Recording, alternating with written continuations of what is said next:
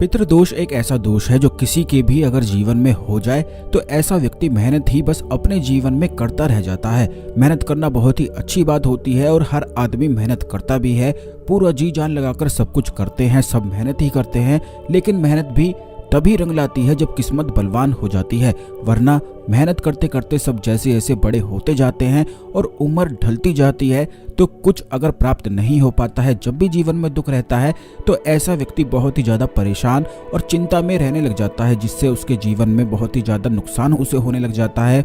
क्योंकि मेहनत करने के बाद भी अगर कुछ भी प्राप्त नहीं होता है तो ऐसे व्यक्ति के पास केवल चिंता करने के अलावा कुछ भी नहीं बचता है। यही वजह रहती है कि बहुत सारे लोग अपने जीवन में इतने ज़्यादा परेशान, इतने ज़्यादा चिंता में रहते हैं कि रात को ना तो सही से सो पाते हैं और ना ही सही से खा पाते हैं, जिसके कारण उनका स्वास्थ्य पर भी असर पड़ने लग जाता है और एक एक करके सारी चीजें जैसे बिगड़ती हुई सी मालूम पड़ने लग जाती है। इसीलिए कहा भी जाता है कि मेहनत के साथ साथ किस्मत का बलवान होना भी बेहद आवश्यक होता है, तभी केवल जीवन सुखमय हो पाता है।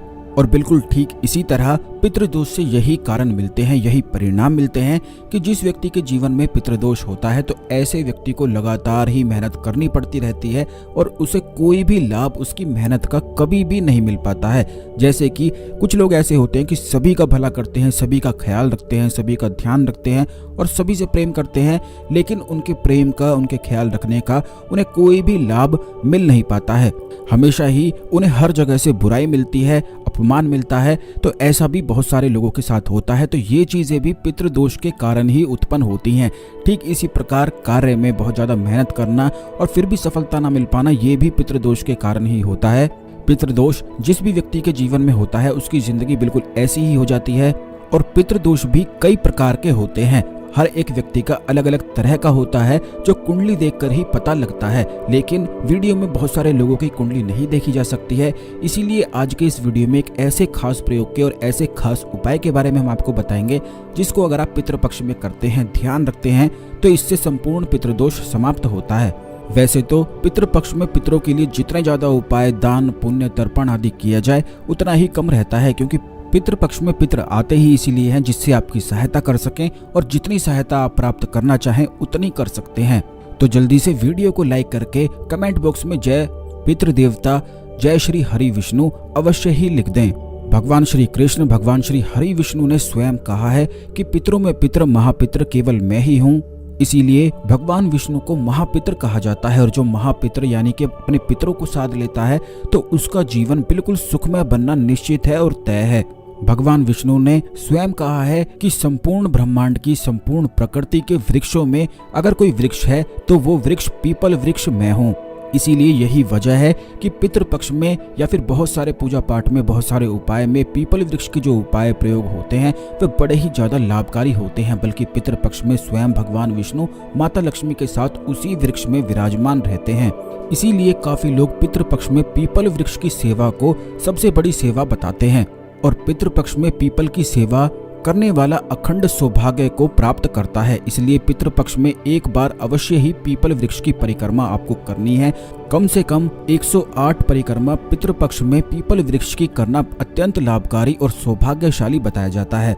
108 परिक्रमा करते हुए आपको सफेद धागा उस पे बांधते जाना है। ऐसा करने से जितने बंधन में आप बंधे हुए होते हैं, जो कि सभी लोग अपने किसी न किसी बंधन में फंसे हुए रहते हैं, यही वजह रहती है कि वह बहुत ज्यादा परेशान रहते हैं। तो इस प्रकार पीपल वृक्ष की परिक्रमा करने से और सफेद धागा उस पर बांधते जाने से सभी बंधन एक एक करके खुलने शुरू हो जाते हैं। और लगातार इसी उपाय को पितृपक्ष में रोजाना अगर कर लिया जाए तो यह तो सोने पे सुहागा कहा जाता है और इसी से पितृ आपकी हर एक मनोकामना को पूर्ण करने के लिए बाध्य हो जाते हैं। रात को जिस समय आप सोते हैं उस समय सबसे ज्यादा अदृश्य शक्तियां असर डालती हैं। यही वजह होती है कि लोगों को बुरे सपने आते हैं, डरावने सपने आते हैं और सोते समय एक भय सा उन्हें लगता रहता है, यानी कि बहुत ज्यादा चिंता उन्हें सोते समय सबसे ज्यादा अधिक होती है। अगर आप पूरे दिन में देखेंगे तो सोते समय ही एक ऐसा ये समय होता है जिस समय बहुत ज्यादा चिंताएं लोगों को होती हैं और वो भी इसीलिए होती हैं क्योंकि सोते समय आप तो सो जाते हैं लेकिन अदृश्य शक्तियां आपके ऊपर प्रभाव डालती रहती हैं। और जैसा कि पिछले वीडियोज में भी हमने आपको बताया है कि इस जगत में दो जगत होते हैं, एक तो वह जगत जो खुली आंखों से दिखाई देता है और एक दूसरा जगत होता है जिसे सिर्फ महसूस किया जा सकता है, जिसे अदृश्य जगत कहा जाता है।